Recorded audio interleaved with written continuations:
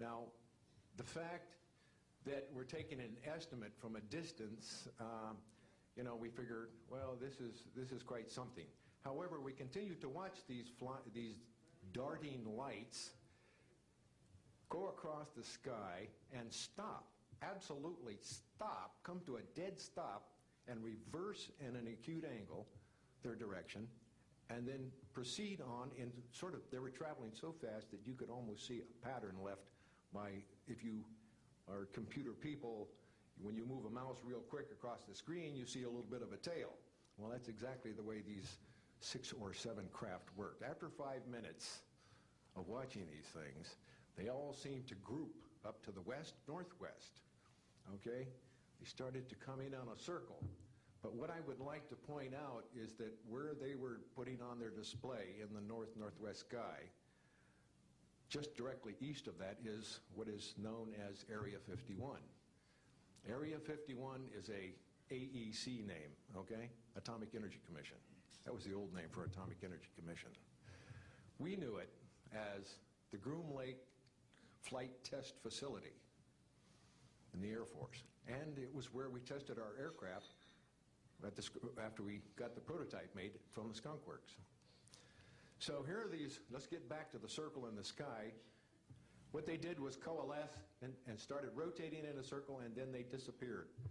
Well, I thought, gee, this is something that we have to keep quiet. That was verified by the Chief of Security. But we waited there and talked it over for a little bit, and it seemed like, I think it was an hour. Then came the radar people from the scopes, which were at 10,000 plus feet, came down for their dinner at 2 o'clock in the morning. And the first person off the bus was a good friend of mine, Anthony Kesar. He said, he was white as a sheet, and he says, did you see that? Yeah, we all said, yeah, it was a nice display. What a show. He says, we documented them on radar. And he says, we didn't give them clearance. We just, the standing order was let them fly through the radar beam. He says, we documented 6 to 7 UFOs. Now, we don't know who was guiding those, but they were certainly intelligent. And we don't know where they landed because they coalesced and disappeared. So I will say at this point, to keep it short, that I will testify under oath as to what I say is true, and I will do so before Congress. Thank you.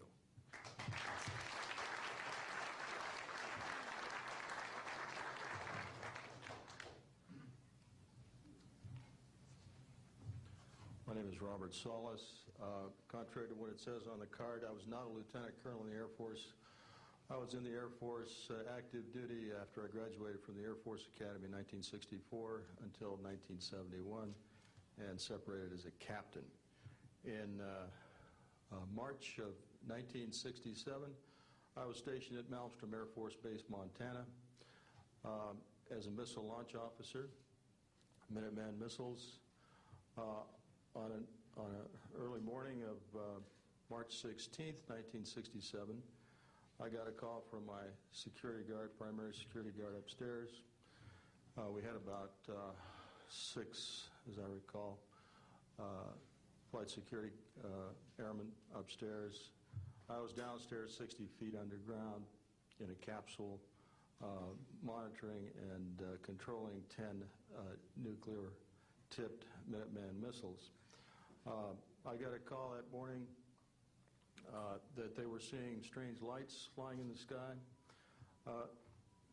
I disregarded that call, told them to call me when something more significant happened. I got another call subsequent to that call, and this time it was a more intense tone in the guard's voice. It was very clearly very frightened. He said there was a bright, glowing red object hovering outside the front gate. It was oval-shaped. He had all the other guards out there with their weapons drawn. Right after that call, I woke up my commander, who was on a rest period, Fred Mywald, a retired colonel now, and told him about the phone calls. As I was telling him about the phone calls, my weapons started going down, one after the other. They went into a no-go condition, what we call a no-go condition. They were unlaunchable. We lost somewhere between 6 and 8 weapons that morning. Within minutes of having received that second phone call of a UFO hovering outside the front gate. Again that morning, after reporting it to the command post, we were informed that a very similar incident happened at Echo Flight. I was at Oscar Flight. They lost all 10 of their weapons under similar circumstances, very similar circumstances, where UFOs were sighted over the launch facilities. They had maintenance crews and security crews out there that had spent the night, and they were reporting UFOs over those sites. And the commander of that flight was Eric Carlson. He also separated as a captain, and the deputy commander was Walt Fiegel,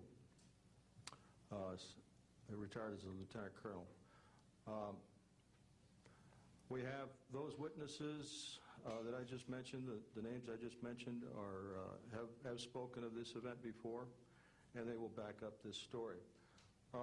We also have documentation that I received through FOA requests from the Air Force outlining the Echo Flight incident, and including in that documentation a reference to UFOs.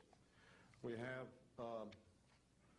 telexes covering this incident, and in one telex it says the fact that no apparent reason for the loss of 10 missiles can be readily identified is cause for grave concern to this headquarters. This was from SAC headquarters. So we've got those telexes. I've got about 12 witnesses that'll verify parts of this story, including of a man who investigated the incident afterwards for the Air Force, and you'll hear a little bit more about that from the next witness.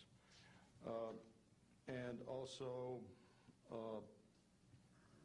another guard that witnessed a UFO in that same time period, and another officer who retired full colonel who had other reports of UFOs.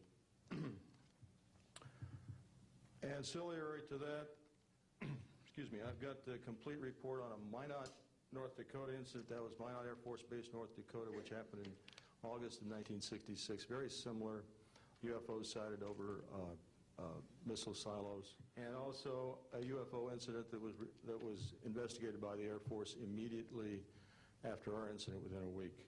I'm willing to testify to the truth of all these matters that I've spoken about this in front of Congress under oath. Thank you.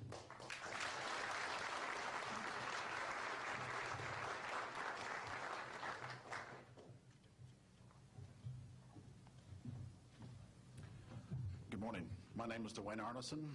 I served 26 years as a communication electronics officer in the U.S. Air Force, all over the world, including Vietnam. I was lucky to be selected to be commander of 3 different units in the Air Force. I held the top secret SCI TK clearance, and for those who know, it is slightly above top secret. I retired in 1986 as a colonel at Wright-Patterson Air Force Base in Ohio. I would like to relate about 3 different experiences, if you will, that relate to UFOs. As a young lieutenant over in Germany, Ramstein Air Base, Germany, back in the early 60s, I was in charge of the cryptographic center. I had a top secret crypto clearance at that time, and I can clearly recall seeing a message that went through my crypto center which said that a UFO had crashed on the island of Spitsbergen, Norway, and the team of scientists were coming to investigate it. Going forward to the 1967 time frame, I was assigned to the 28th Air Division at Great Falls, Montana, and I was the officer in charge of the communications center there.